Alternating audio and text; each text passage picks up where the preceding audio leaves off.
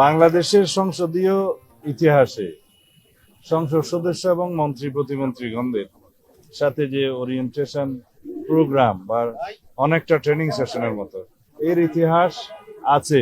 শহীদ রাষ্ট্রপতি জিয়াউর রহমান সংসদ সদস্যদের বিভিন্ন বিষয়ে এরকম ট্রেনিং কোর্স নিতেন।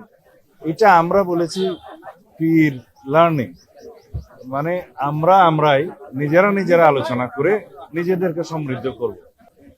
রুলস অফ প্রসিডিওর, কনস্টিটিউশন এবং সংসদীয় রীতি পদ্ধতি, আচার আচরণ, এগুলো যেগুলো প্রতিষ্ঠিত সেই সম্পর্কে আমরা একটু ধারণা দিলাম এবং নিলাম পরস্পর আলোচনার মাধ্যমে।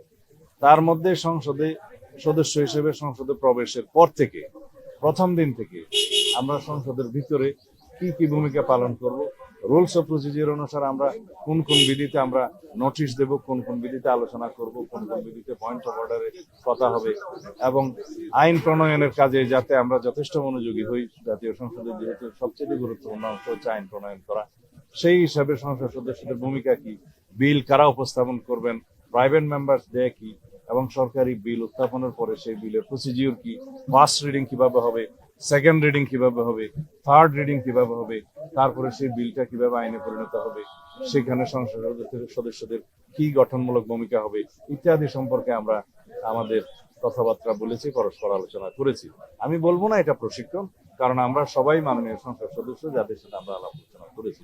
এখানে বিরোধী দলের ভূমিকা কি হবে, বিরোধী দলের মধ্যে যারা বিভিন্নভাবে প্রশ্ন উত্থাপন করবেন তাদেরকে কিভাবে যৌক্তিকভাবে উত্তর দেওয়া হবে, মোকাবিলা করা হবে সংসদীয় রীতিতে, সেই বিষয়গুলো আমরা এখানে উত্থাপন করেছি। এবং লিডার অফ দি হাউসের ভূমিকা কি, উপনেতার ভূমিকা কি, বিরোধী দলের নেতার ভূমিকা কি, হুইপদের ভূমিকা কি, এ সম্পর্কে আমরা আলোচনা করেছি। একটা বিস্তারিত আমরা আইডিয়াস কমিউনিকেশন করেছি, ডিসেমিনেট করেছি, যাতে করে আমরা সমৃদ্ধ হই সকল সংসদ সদস্য। এইভাবে আমরা চাই আমাদের পার্লামেন্টারি কালচারকে আমরা আরো শক্তিশালী করতে। এই পার্লামেন্টারি কালচার এমন হবে না যেগুলো দেখে মানুষ আমাদেরকে ভর্ৎসনা করবে। এই পার্লামেন্টারি কালচার এমন হবে তখন মানুষ বলবে আমরা এরকমই একটি জাতীয় সংসদ দেখতে চেয়েছিলাম।